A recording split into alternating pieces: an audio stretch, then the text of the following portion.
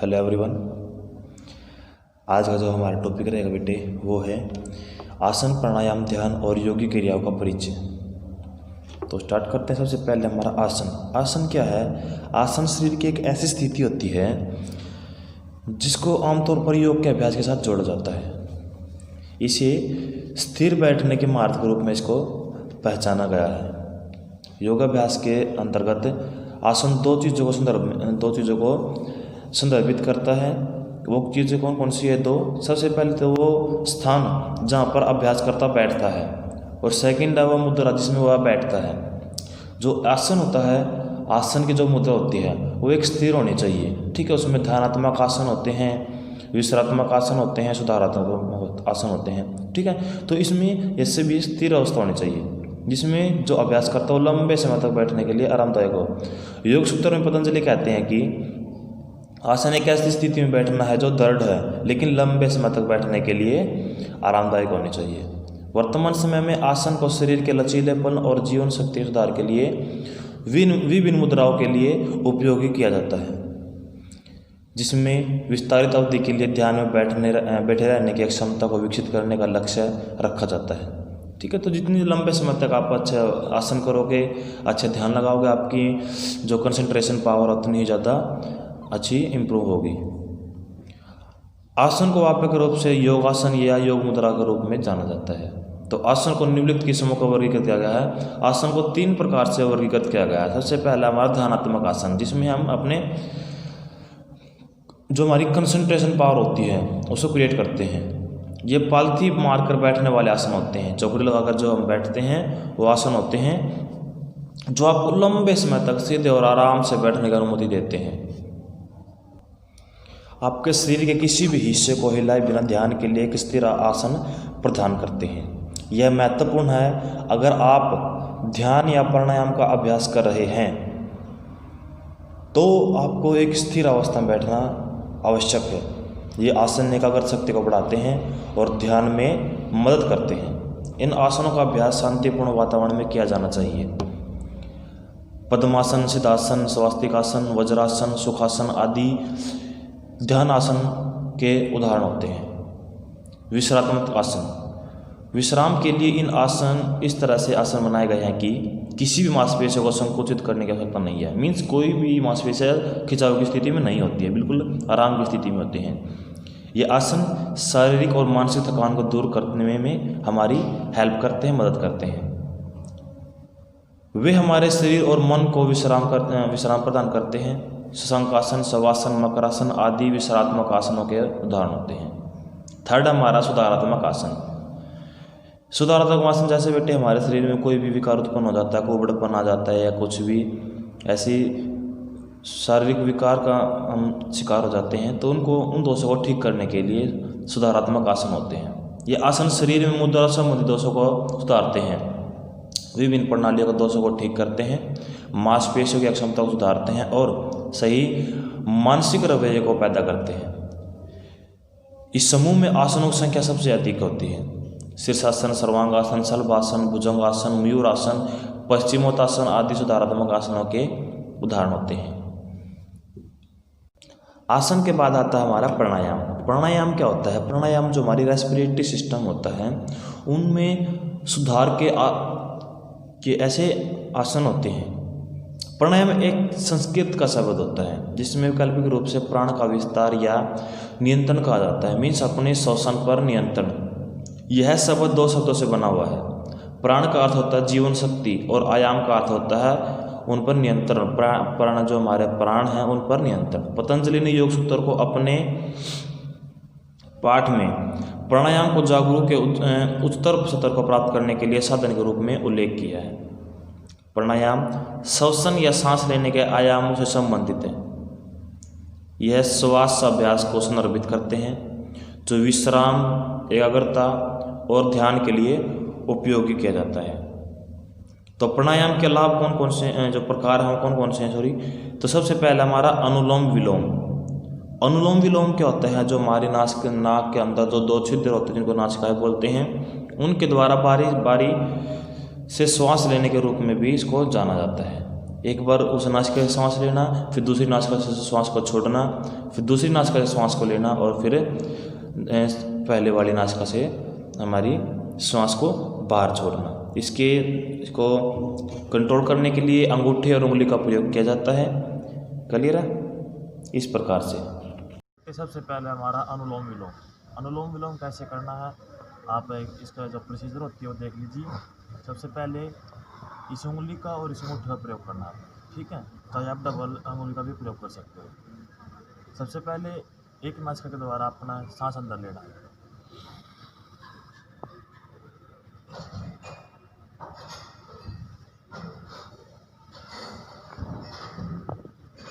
श्वास अंदर लेने के बाद उसको श्वास को अंदर होल्ड रखना है, ठीक है। उसके बाद फिर दूसरी नासिका से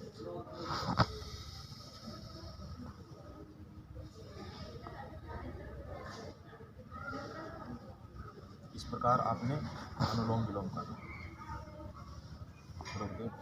हमारा कपालभाति। कपालभाति का अर्थ है माथे को चमकाने वाली सांस। इसके अंदर क्या होता है, हमारे जो श्वास होते हैं वो छोटे छोटे सांस शरीर के अंदर जाते हैं और बाहर आते हैं बिल्कुल स्पीड से। कपालभाति है कि शांति में सांस लेने के बाद एक बहुत सक्रिय तेजी से सांस छोड़ना होता है। श्वास छोड़ने के लिए पेट जल्दी से नाक से हवा बाहर निकालते हुए रीढ़ में पंप करता है। तो इस प्रकार से सेकंड बेटे हमारा कपालभाति। इसमें क्या करना है, अपने पेट के अंदर स्पीड में हवा लेके जानी है और बाहर निकालनी है। देखिए प्रोसीजर कैसे रहेगी, अपनी हथेली हवा बिल्कुल सीधी रहेंगी।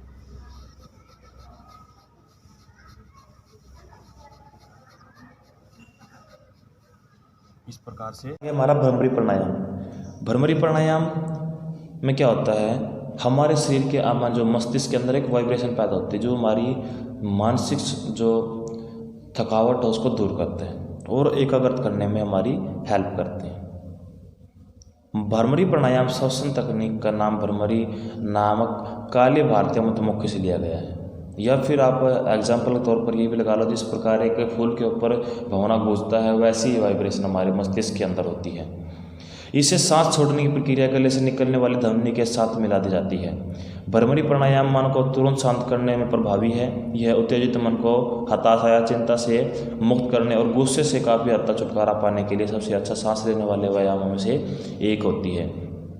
इसके अंदर क्या होता है, मुंह को बंद करके नाक के द्वारा सांस बाहर निकालते हैं और मुंह को बंद करके अंदर ही अंदर ओम शब्द का उच्चारण करते हैं। इस प्रकार से यह हमारा शीतली प्राणायाम। शीतली का अर्थ होता है शीतलता प्रदान करना, जो आपके मन और शरीर पर पड़ने वाले इसके प्रभाव की व्याख्या करता है। यह सांस ठंडक के साथ गर्मी का समाप्त करती है। यह गर्मी के दौरान और गर्म मौसम में विशेष रूप से सहायक होते हैं। मुंह खोले और जीभ को बाहर निकाले और उसको फैलाए, फिर उसको एक नली के रूप में आकार प्रदान करें। नली के माध्यम से श्वास को अंदर ले और मुंह बंद करें और नाक के द्वारा उसको छोड़े और मतलब इसके बीच में उसके श्वास को अंदर रखना। इस प्रकार से तो इसके बाद है बेटे हमारा शीतली प्राणायाम। शीतली प्राणायाम के अंदर क्या होता है, आपकी जो कमर है वो बिल्कुल स्ट्रेट रहेगी, आपकी हथेलियाँ ऊपर की तरफ और पहली उंगली होती है वो अंगूठे के नीचे रहेगी। और इसकी प्रोसीजर क्या रहेगी बेटे कि सबसे पहले आपने अपनी जीभ बाहर निकाल लेनी है मुंह से और उसको एक नालिकाकार देना है। फिर उस नालिकाकार से हवा को अंदर लेके जाना है और कुछ समय उसको सिर के अंदर होल्ड रखने के बाद हवा को फिर नाक के द्वारा उसको बाहर छोड़ना है। तो उसको प्रैक्टिकली करते हैं, देखिए।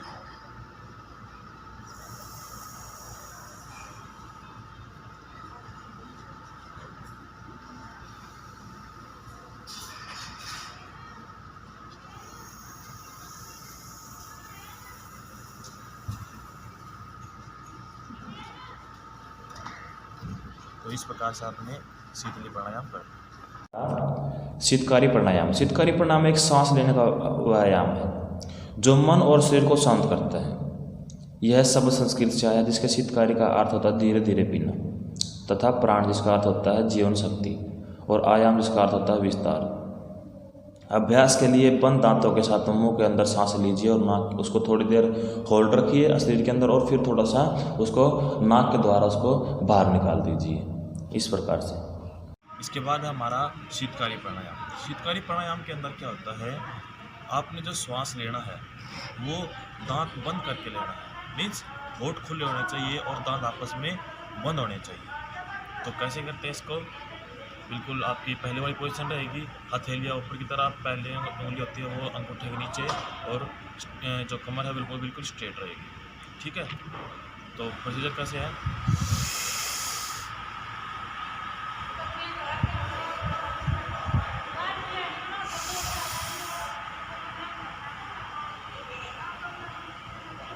तो इस प्रकार से आपने शीतकारी प्राणायाम करना है। आगे हमारा उज्जयी प्राणायाम। उज्जयी का अर्थ होता है विजयी श्वास। ध्वनि पैदा करने वाले श्वसन के कारण इसको समुद्री सांस भी कहा जाता है।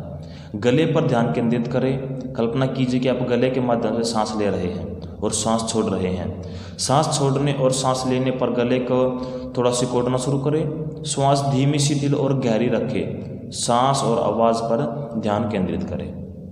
इस प्रकार से उसके बाद हमारा उज्जयी प्राणायाम। उज्जयी प्राणायाम के अंदर क्या होता है?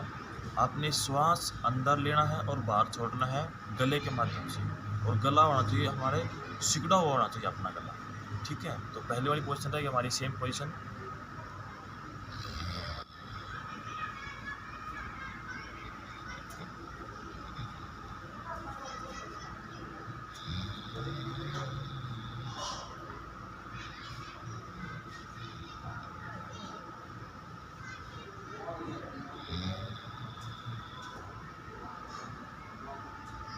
इस प्राणायाम को करते समय हमारे गले से आवाज़ निकलती है। ठीक है, इसलिए इसको समुद्री सांस भी कहते हैं, समुद्री प्राणायाम इसको हम कहते हैं। ये हमारा भस्त्रिका प्राणायाम। भस्त्रिका का अर्थ होता है एक भट्टी में इस्तेमाल की जाने वाली धोबनी। भस्त्रिका में त्वरित क्रिया सांस छोड़ी और सांस ली दी जाती है। आप अपने पेट को एक लोहार की धोबनी की तरह तेजी से अंदर बाहर करते हुए महसूस करोगे, क्योंकि पेट की मांसपेशियां इस प्राणायाम में आपकी सहायता करती हैं। इस प्रकार से उसके बाद हमारा भस्त्रिका प्राणायाम। भस्त्रिका प्राणायाम क्या होता है? श्वास अंदर लेने हैं और बाहर छोड़ने हैं। जो श्वास आप लोगे वो पेट के अंदर उसकी हवा जानी चाहिए। तो स्टार्ट करते हैं।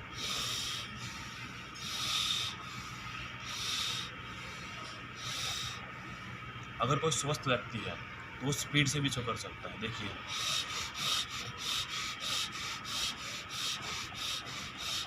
तो इस प्रकार से आपने भस्त्रिका प्राणायाम करना है। आगे हमारा प्राणायाम के लाभ क्या क्या हैं?